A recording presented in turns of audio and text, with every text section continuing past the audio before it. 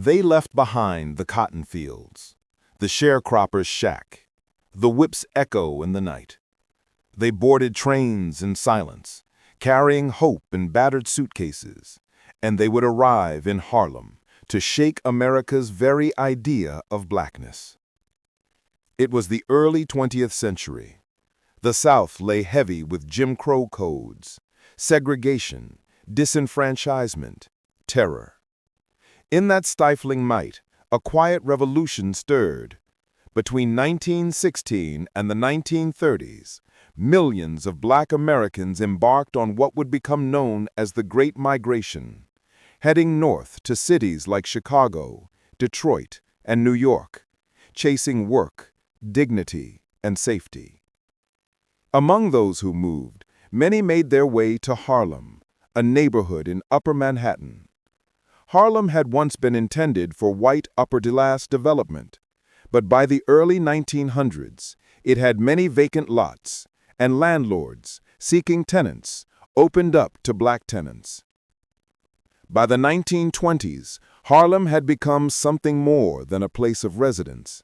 It was a magnet, a symbolic capital of black cultural ambition. Writers, scholars, musicians, painters, and dreamers converged there. They came carrying stories of ancestors, of sunlit cotton, of risk and resistance. And soon those stories would be told in new tongues: jazz, poetry, painting, theater, spoken word. They brought vernacular traditions, spirituals, gospel, blues, and wove them into modern forms. They tapped into Pan-African ideas, intellectual critique, and pride in African roots. At the heart of this was Alain Locke, a Harvard-educated thinker. He called this new flowering a spiritual coming of age. He encouraged black artists to seize their voice, to claim self-determination through art. Langston Hughes emerged with poesy rooted in everyday speech, the hum of a train, the sparkle of Harlem by night, the longing of a black body in America. His lines danced with jazz rhythms, and he became one of the movement's clearest voices. Zora Neale Hurston, anthropologist and folklorist, delved deep, collecting folktales, dialects, and black Southern life, then turned them into powerful narratives. Her novel, Their Eyes Were Watching God, remains emblematic.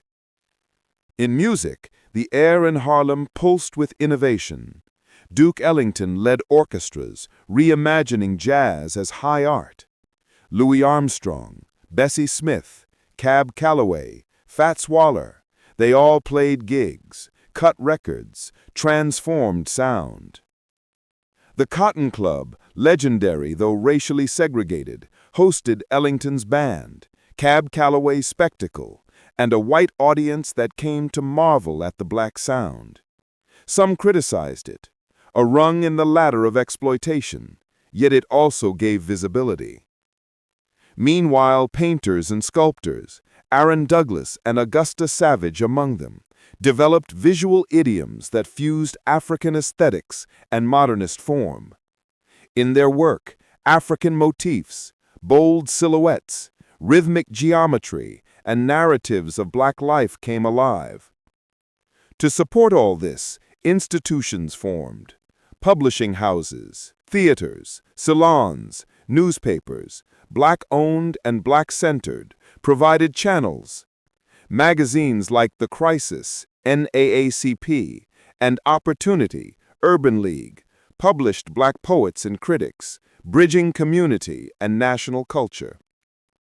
One especially fertile moment was a party hosted by Opportunity in 1924. At that gathering, black writers, publishers, and white publishers converged. It served as a cultural launchpad. Soon after, Opportunity published from Hughes, Hurston, County Cullen, and others. Soon, Survey Graphic, an influential magazine, released a special issue, Harlem, Mecca of the New Negro. It showcased the energy of Harlem, and was later expanded into a book titled The New Negro, edited by Locke. That anthology became a linchpin text of the movement. Yet this was not a utopia free of tension. Debates raged. How much should one appeal to white audiences? Should black art be didactic or autonomous? Some criticized the exoticization of black life for white consumption. Others embraced the opportunity to enter mainstream culture. By the late 1920s, Harlem's nightlife, salon culture, cabarets, and jazz promenades were legendary. 125th Street pulsed with clubs, theaters, speakeasies. The Sabbath Ballroom became known for swing dance. Swing Street, 133rd Street, shimmered with music and mingling. But the golden thread of the Renaissance was fraying. In 1929, the stock market crash triggered the Great Depression. Financial patronage dried up. Black-owned businesses struggled. Magazines folded. Theaters closed. By the mid-1930s, many voices scattered. Some moved on to other cities. Others faded into obscurity. The Harlem Race Riot of 1935, sparked by tensions over economic hardship, policing, and racial injustice, was a jarring rupture. Still, the flame did not go out. The artistic, intellectual, and political legacies of the era endured. The Harlem Renaissance forced new understandings of black identity, pride, and potential. It challenged American culture's narratives and helped pave the way for future civil rights struggles. It is a story of migration, of creative defiance, of communities daring to imagine and to manifest. It is a story that begins in the shadows of oppression but radiates into a new cultural dawn. Next steps and structure outline. To transform the already rich sketch into a full 40,000-plus word historical narrative, you'll want broad chronological framework. Part 1, Precursor Forces, Post-Reconstruction, Jim Crow, Early Migration. Part 2, The Great Migration, Individual Journeys, Origins, Motivations. Part 3, Arrival in Harlem, Settling, Early Tensions, Adaptation. Part 4, Cultural Flourishing, Arts, Music, Literature, Salons, Nightclubs, Visual Art, Debates. Part 5, Peak Period, Mid-1920s to Late 1920s, High Achievements, Key Works, Tensions. Part 6, Economic Collapse, Decline, Political Crack, Disillusionment. Part 7, Legacy, Aftermath, How it Shaped Future Movements. Interweaving personal stories. To make it compelling, you will weave in fictional composite characters or real lesser-known figures whose arcs follow a Southern farmer or sharecropper whose family leaves, carrying trauma and hope. A young black woman poet or aspiring journalist arriving in Harlem. A jazz musician migrating north, struggling for recognition. A visual artist influenced by African motifs and European modernism. Conflicts between commercial success versus ideological purity. Relationships, love, rivalry, mentorship. Cultural and institutional detail. Research and incorporate publishing ventures, The Crisis, Opportunity, Survey Graphic, The New Negro Anthology, Fire! Magazine, etc. Nightlife and venues, Cotton Club, Savoy Ballroom, Renaissance Ballroom and Casino, Speakeasies, Swing Street, concerts, cabarets.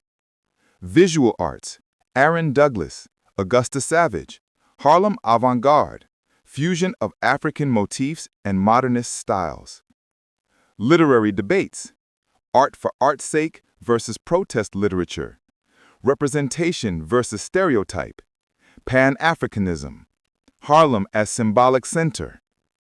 Institutions, salons, patronage, economic support, black business owners, publishing houses, theater groups. The economic crash, Great Depression, Harlem Riot of 1935, decline of support. Legacy, influence on later Black arts movements, civil rights, African diaspora cultural scenes. Narrative voices and themes. Use multiple perspectives, first-person journal entries, letters, third-person omniscient, thematic threads, freedom and constraint, identity and self-definition, art as resistance, commercialization versus purity, interracial gaze, white audiences, memory, loss, legacy, pacing and climaxes, early tension, Southern oppression, decision to leave, arrival, disorientation, hope, conflict, first breakthroughs, publication, musical gigs, midpoint apex, premiere works, cultural prestige, reversal, economic collapse, funding lost, climax, struggle, riot, disillusionment, resolution, legacy, transmission to future generations, historical anchors and authenticity. To ground the story in fact, embed real events, dates, names, cultural milestones. Use primary sources, letters, archival materials for flavor. Sample excerpt, mid-period scene. Here's an excerpt from a chapter set in Harlem, summer 1927, capturing a moment of creative collision and tension. Miriam's fingers trembled as she arranged her manuscript pages on the small oak table in her apartment on 142nd Street. The evening light filtered through lace curtains, casting soft ochre patterns on the yellowed pages. Outside, in the block beneath, she heard the distant echo of horns and laughter coursing along 125th Street, Duke Ellington's band in full swing somewhere across the avenue. Earlier that afternoon, she had walked down to Opportunity's offices clutching her poem, Night's Aperture. She had waited for hours in the lobby, nerves knotted in her chest, before finally being called in by the editor. He read, silently, brow furrowed. When he looked up, he said, "You've a gift, Miss Johnson, but it's raw. I want you to lean harder, live the lines." She signed the contract for publication, heart pounding. Back in her apartment, she leafed through her book of African folklore that Zora Neale Hurston had lent her. She vowed to weave ancestral voices into her next piece, to infuse Harlem's asphalt with African drums of memory.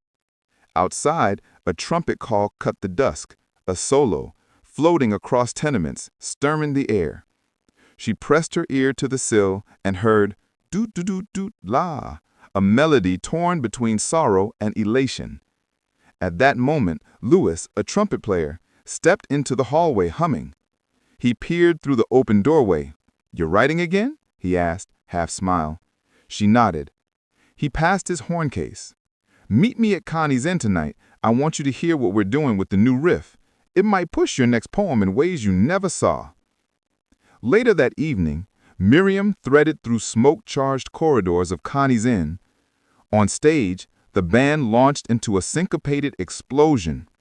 The drums rattled her ribs. The trumpet cried. She scribbled phrases on a scrap in the dark. Around her, dancers spun, jaws slack in wonder. She felt that she was not just witnessing something, she was inside it, being rewritten by it.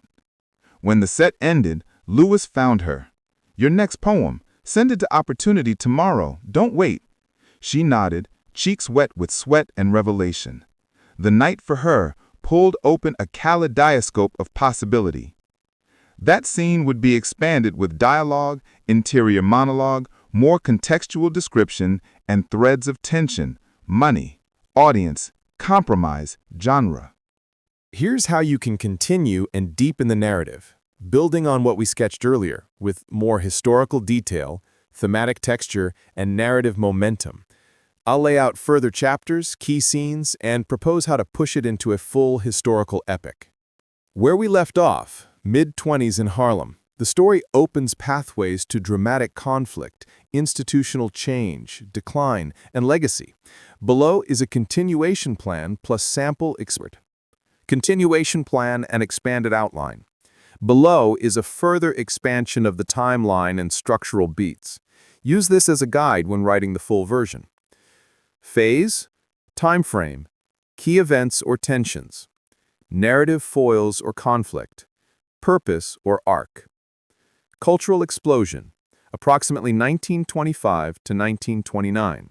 The height of the Renaissance, the publication of the New Negro, growth of nightclubs, salons, exhibitions, cross-Atlantic exchange with black artists in Paris. Tensions between artistic purity versus commercial appeal, pressure from white patrons, generational conflict among black intellectuals. Show how the movement reaches its influence peak. The Great Depression and strain, 1929 onward. Stock market crash leads to patronage drop, funding dries, businesses fail, artists scramble for income, some compromise, others resist. Communal strain, poverty, closure of institutions. Begin the decline, expose fragility of cultural movements dependent on economics. Political and social backlash, 1930s. Harlem race riot, 1935, increased policing, racial tensions, internal disillusionment. Conflict between utopian hopes versus harsh realities. Fractures among leaders.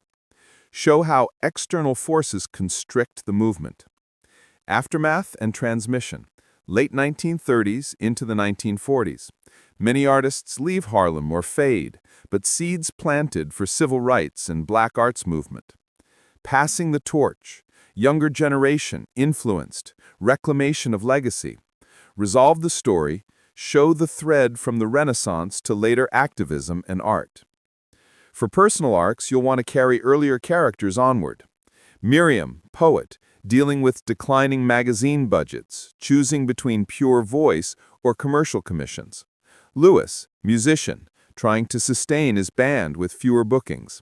A young painter or sculptor, maybe the child of a migrant family, whose early promise is tested by economic collapse. An organizer or publisher who tries to save a black-run printing press or magazine. Real historic figures cameo or intersect. Alain Locke, W.E.B. Du Bois, Zora Neale Hurston, Langston Hughes, Aaron Douglas, Carl Van Vechten, patrons like Charlotte Mason or Carl Van Vechten.